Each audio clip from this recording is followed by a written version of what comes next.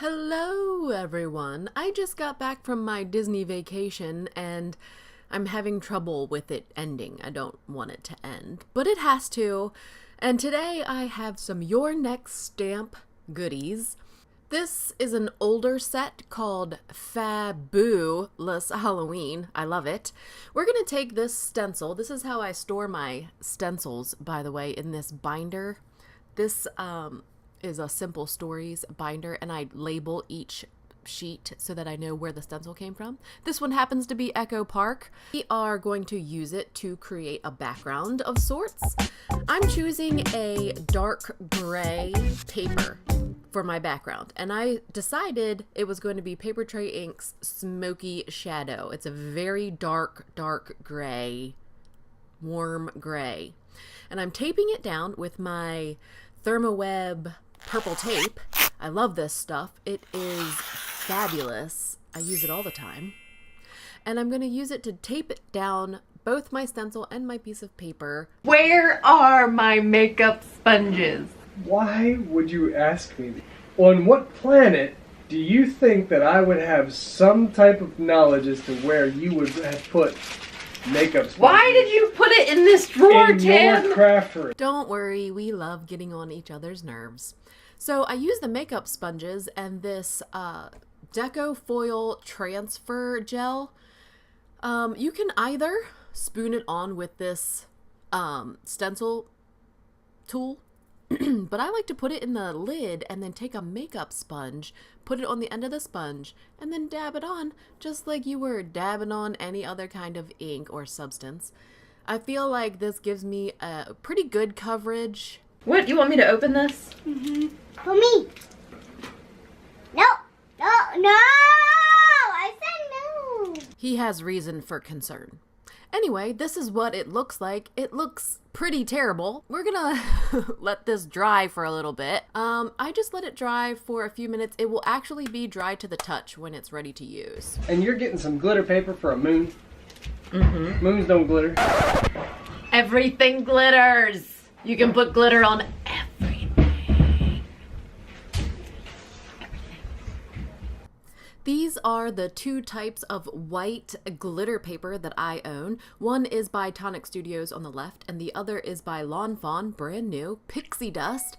And that's what we're gonna play with today. I'm cutting it down slightly because I don't need a full sheet. I'm using the Your Next Stamp Black Olive ink. This is Copic friendly ink, and I'm stamping the bat from the Your Next Stamp Fab-Boo-Lous stamp set.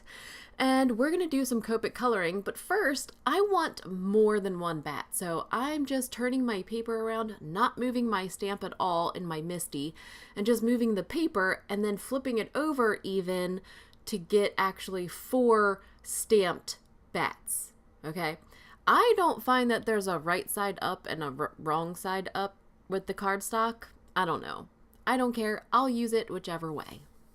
So let's do some Copic coloring here of these bats. If you do not enjoy watching other people color, you can skip ahead to 4 minutes and 40 seconds of this video and you will skip it. But it's really stupid simple this time, folks. Like, it's just black. But I still made a color map in case you guys are interested in pinning it.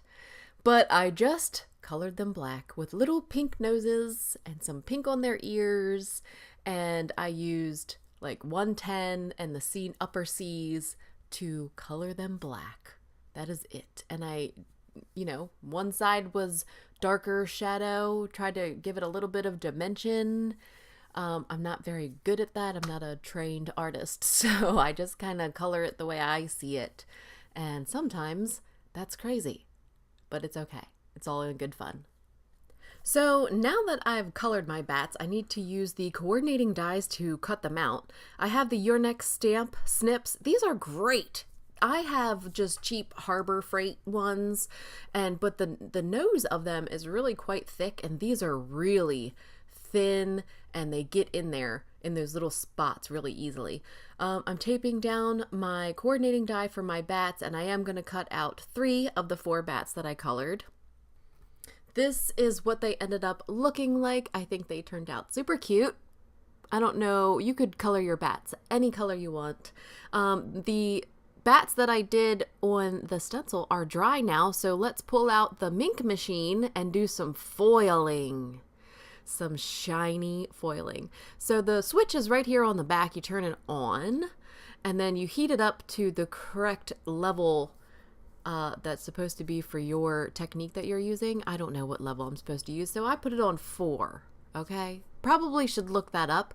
But now I'm using this glossy black that happens to be cut to the size I need. Patting myself on the back for that. But then you just roll the stuff back up and hold it in the tube, and then I throw it in my basket. Score! It's super simple to store them. If you have a more unique way of storing them, please let me know below in the comments, because I'm at a loss. I'm sticking this into my carrier sheet that has seen better days. This is a common theme for things in my craft room, as you can see. And then I'm feeding it through. This is the 12-inch ink machine, the larger one, and I did speed this up because it takes a really long time, and I'm not going to make you sit through that. Anyway, when you pull it out, okay, it's hot, so be careful with the top of that machine. It is hot to the touch. I'm going to take it out of the carrier sheet and reveal to you the batty background. So stunning. I love it. So what do you think I'm going to do next? If you could guess, pull out the stitched rectangle second from largest by Your Next Stamp.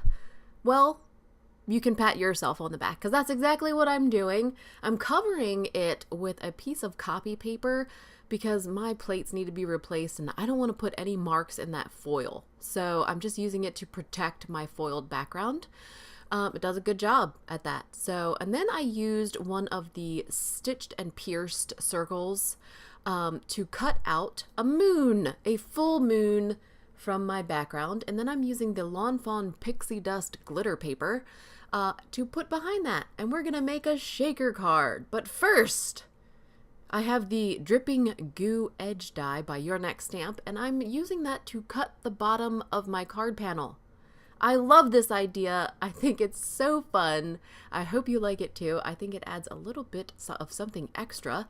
Now we need a sentiment. So I'm taking the You Are and the Frightfully Fun from the same Your Next Stamp, Fab-Boo-Lous Halloween, and I'm stamping that right directly onto my Simon Says Stamp Fog card base.